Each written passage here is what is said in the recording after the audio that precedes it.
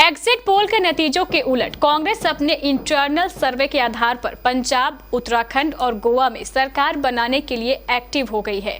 सर्वे में दावा किया जा रहा है कि इन तीनों ही राज्यों में कांग्रेस की सरकार बनने जा रही है। इसके साथ ही पार्टी ने पिछले अनुभवों के आधार पर अपने विधायकों को किसी भी तरह दूसरे पाले में जाने से बचाने की कवायद भी तेज कर दी है।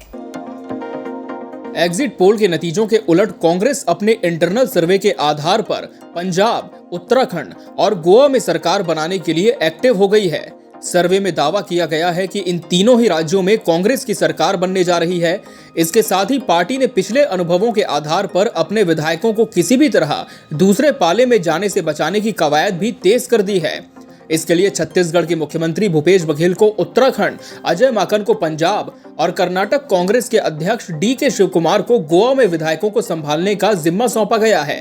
प्लानिंग तो यहां तक है कि जरूरत पड़े तो विधायकों को एयरलिफ्ट करके हॉर्स ट्रेडिंग से बचा लिया जाए। पार्टी के इंटरनल सर्वे में उत्तराखंड में कांग्रेस को 35 से 40 सीटें मिलने का अनुमान है।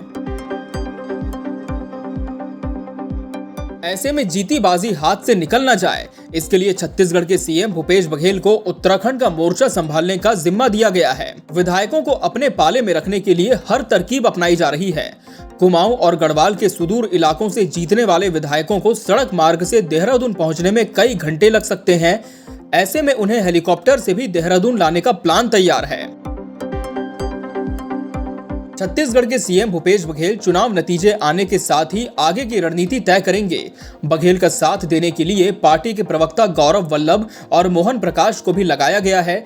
इसके पहले कांग्रेस के प्रदेश प्रभारी देवेंद्र यादव, सांसद दीपेंद्र हुड्डा, स्क्रीनिंग कमेटी के चेयरमैन अविनाश पांडे सहित अन्य रणनीतिकार भी देहरादून पहुंच चुके हैं। जीतने वाले हर कैंडिडेट से पार्टी के नेता लगातार टच में हैं, ताकि बीजेपी के किसी भी विधायक पर डोरे डालने की गतिविधि को समय रहते फेल किया जा सके। गौरतलब है कि बीजेपी ने हालात का जायजा लेने के लिए 3 दिन पहले कैलाश विजयवर्गीय को देहरादून भेजा था। पूर्व केंद्रीय मंत्री और पूर्व CM रमेश पोखरियाल निशंक को भी पार्टी ने एक्टिव कर रखा है, जिसके चलते बचाव में कांग्रेस को यह रणनीति अपनानी पड़ी। कांग्रेस को पिछले चुनाव में गोवा जैसे छोटे से राज्य के हाथ से फिसलने का मलाल अब तक है। इस चुनाव में पिछला इतिहास ना दोहराया जाए, इसके लिए गोवा में कांग्रेस के प्रभारी P चिदम्बरम पहले से मौजूद हैं। गोवा के संभावित विधायकों को 2 होटलों में शिफ्ट कर दिया गया है। इसके बाद भी हॉर्स ट्रेडिंग की किसी भी संभावना को खत्म करने के लिए पार्टी ने Karnataka PCC chief DK Shivakumar को गोवा भेजा है। DK शिवकुमार ने कर्नाटक में कांग्रेस में विधायकों की टूट फूट से बचाने में काफी अहम रोल निभाया था।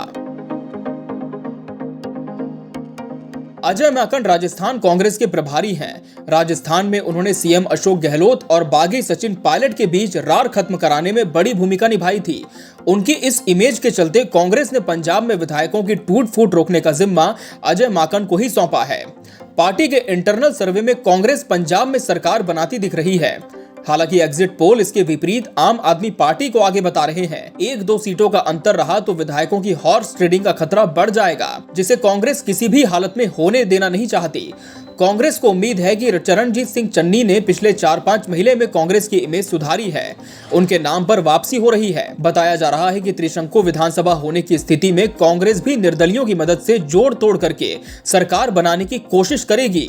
इसमें माकन का अनुभव काम आएगा। 2017 के विधानसभा चुनाव में कांग्रेस गोवा में सबसे बड़ी पार्टी बनकर उभरी थी। 40 में से कांग्रेस को 18 सीटें मिली थी। 13 सीटें जीतने के बावजूद बीजेपी ने सरकार बना ली थी। 2022 का चुनाव आते आते 13 कांग्रेस विधायक पार्टी छोड़ चुके हैं। केवल 5 विधायक ही बचे रह गए हैं। उस समय गोवा के प्रभारी दिग्विजय सिंह पूरी तरह फेल हुए थे। वो इंतजार ही करते रह गए कि 3 विधायक आए तो वो राज्यपाल के पास सरकार बनाने का दावा पेश करें। तब तक बीजेपी ने बहुमत जुटाकर सरकार बनाने का दावा कर दिया था। Bureau report, KBC news.